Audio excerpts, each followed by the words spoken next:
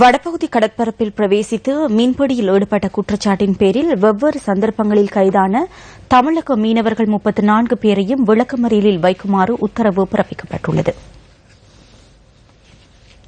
தலைமன்னார் கடற்பரப்பில் நேற்றிரவு கைதான ராமேஸ்வரம் மீனவர்கள் 11 பேரையும் நவம்பர் மாதம் 6ஆம் தேதி வரை விளக்கமறியலில் வைக்குமாறு மன்னார் பதில் நீதவான் கயஸ் ஃபெல்டானோ உத்தரவிட்டுள்ளார். இந்த மீனவர்கள் 11 பேரையும் மருத்துவ பரிசோதனைக்கு உட்படுத்தி அவர்களிடம் வாக்குமூலம் பதிவு செய்யப்பட்ட பின்னர் கடற்தொழில் திணைக்களத்தின் மன்னார் மாவட்ட அதிகாரிகள் நீதவான் முன்னிலையில் இன்று முற்பகல் ஆஜர் செய்தனர். ராமேஸ்வரம் மீனவர்களின் 3 மீன்பிடி படகுகளை கடற்படையின் பாதுகாப்பில் வைக்குமாறும் மன்னார் பதில் நீதவான் உத்தரவிட்டுள்ளார்.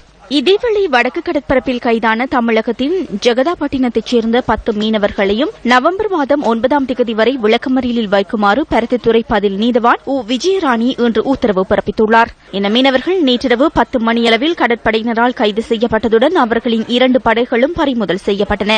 நெடுந்தீவு கடற்பரப்பில் நேற்று மாலை கைதான ராமேஸ்வரத்தைச் சேர்ந்த 13 மீனவர்களும் ஊர்காவற்துறை நீதவான் எஸ் லெனின்குமார் முன்னிலையில் இன்று ஆஜர்படுத்தப்பட்டதை அடுத்து அவர்களை நவம்பர் மாதம் 5ஆம் தேதி வரை விளக்கமறியலில் வைக்குமாறு உத்தரவு பிறப்பித்துள்ளார். பருத்தித்துறை மற்றும் நெடுந்தீவு கடற்பரப்புகளில் பறிமுதல் செய்யப்பட்ட தமிழக மீனவர்களின் 4 படகுகளையும் தடுத்து வைக்குமாறும் நீதவான் உத்தரவிட்டுள்ளதாக கடற்தொழில் திணைக்களத்தின் யாழ் மாவட்ட பணிப்பாளர் பி ரமேஷ் கண்ணா தெரிவித்துள்ளார்.